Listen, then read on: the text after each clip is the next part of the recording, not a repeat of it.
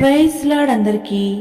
ఈరోజు అపోస్తలుడైన పౌలు కొరింథీలకు వ్రాసిన 2వ పత్రిక 9వ అధ్యాయం చదువుకుందాము. ప్రారంభిస్తున్నాను. పరిశుద్ధుల కొరకైన ఈ పరిచర్యను గూర్చి మీ పేర వ్రాయుటకు నాకగత్యము లేదు. మీ మనసు సిద్ధమై ఉన్నదని నేనెరుగుదును. అందువలన సంవత్సరము నుండి అకయ సిద్ధపడి ఉన్నదని చెప్పి నేను మిమ్మును గూర్చి మాసిదోనియా వారి ఎదుట అతిశయపడుచున్నాను. మీ ఆసక్తిని చూచి అనేకులు ప్రేరేపింపబడిరి.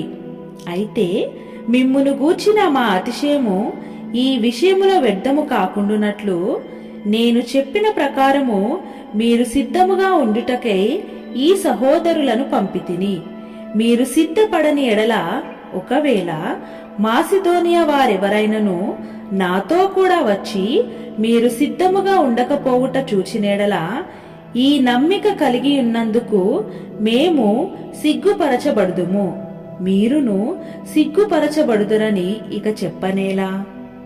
కావున లోగడ ఇచ్చేదమని మీరు చెప్పిన ధర్మము పిసినితనముగా ఇయ్యక ధారాళముగా ఇయ్యవలెనని చెప్పి సహోదరులు మీ యొద్దకు ముందుగా వచ్చి దానిని జమ చేయుటకై వారిని హెచ్చరించుట అవసరమని తలంచితిని. కొంచెముగా విత్తువాడు కొంచెముగా పంట కోయును, సమృద్ధిగా విత్తువాడు సమృద్ధిగా పంట కోయును అని ఈ విషయమై చెప్పవచ్చును. సనుగు కొనకయు బలవంతముగా కాకయు ప్రతివాడును తన హృదయములో నిశ్చయించుకొనిన ప్రకారము ఇయ్యవలెను. దేవుడు ఉత్సాహముగా ఇచ్చువానిని ప్రేమించును, మరియు అన్నిటి యందు ఎల్లప్పుడూ మీలో మీరు సర్వ సమృద్ధి గలవారై ఉత్తమమైన ప్రతికార్యము చేయుటకు దేవుడు మీ ఎడల సమస్త విధములైన కృపను విస్తరింపజేయగలడు. ఇందు విషయమే అతడు వెదజల్లి దరిద్రులకిచ్చెను, అతని నీతి నిరంతరము నిలుచును అని వ్రాయబడి ఉన్నది. విత్తువానికి విత్తనమును తినుటకు ఆహారమును దయచేయు దేవుడు మీకు విత్తనము దయచేసి విస్తరింపచేసి మీరు ప్రతి విషయములో పూర్ణాధార్యము భాగ్యము గలవారగునట్లు మీ నీతి ఫలములు వృద్ధి పొందించును.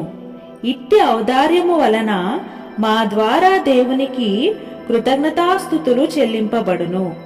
ఏలయనగా ఈ సేవను గూర్చిన పరిచర్య పరిశుద్ధుల అక్కరలకు సహాయము కలుగజేయట మాత్రము కాకుండా అనేకులు దేవునికి చెల్లించు కృతజ్ఞతాస్తుతుల మూలముగా విస్తరించుచున్నది.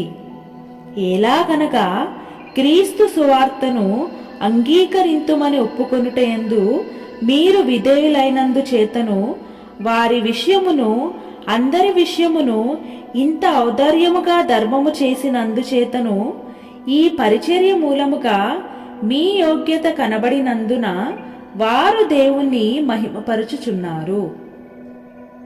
మరియు మీ ఎడల దేవుడు కనపరిచిన అత్యధికమైన కృపను చూచి వారు మీ నిమిత్తమై ప్రార్థన చేయుచు మిమ్మును చూడవలెనని ఎక్కువ కోరిక గలవారై ఉన్నారు.